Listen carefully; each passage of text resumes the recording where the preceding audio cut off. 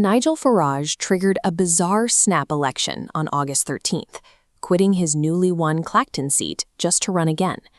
Major Westminster parties are boycotting the race, viewing it as a stunt. This leaves Count Binface, a satirical candidate dressed as a space alien, as the primary opposition. Behind this spectacle, a separate timeline is unfolding, an impending parliamentary inquiry into a massive, previously undeclared financial transfer. By forcing a snap election now, the politician can pull the investigation out from behind closed doors and reframe a financial rule break as a people versus the establishment mandate. Looking at the House of Commons, you're seeing a system built on immovable historical rules. One of the strangest is that British MPs are legally forbidden from directly resigning their seats.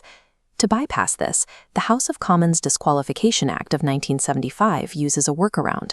Taking an office of profit under the Crown automatically disqualifies an individual from being an MP. It is a legal fiction. A resigning MP must petition the Chancellor of the Exchequer to be appointed to a ceremonial, meaningless historical office. On July 8th, Chancellor Rachel Reeves finalized the move. Farage was officially appointed as the steward and bailiff of the Manor of Northstead. The British Constitution functions like legacy software. Ancient, unpatched workarounds remain the only way to execute basic functions in a modern government. This procedural quirk was the key to handling Parliamentary Standards Commissioner Daniel Greenberg and his active investigation into the undeclared gift.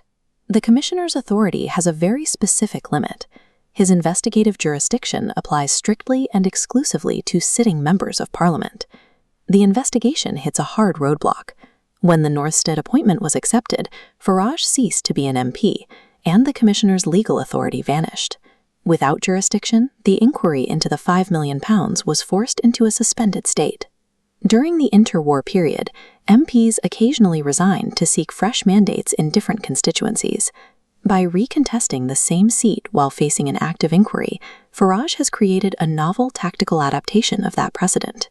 This maneuver effectively bypasses institutional accountability, shifting the judgment of a financial disclosure failure from a regulatory office to a localized public election. The constitutional hack achieved its goal of buying time, but the resulting pause is highly unstable. If the politician wins on August 13th and returns to the House of Commons, it triggers an automatic consequence. Regaining his status as an MP instantly restores the Standards Commissioner's jurisdiction, unfreezing the investigation at the exact moment it was paused. This logic tree shows the stakes. Winning the election resumes the inquiry. A rule break bringing a 10-day suspension triggers a recall petition. A successful petition automatically strips his seat, forcing a second by-election and starting the entire process over. Weaponizing an archaic loophole for short-term survival may be a trap. The strategist who uses the Northstead Exploit risks being caught in a cyclical loop of rolling elections and constant regulatory pursuit.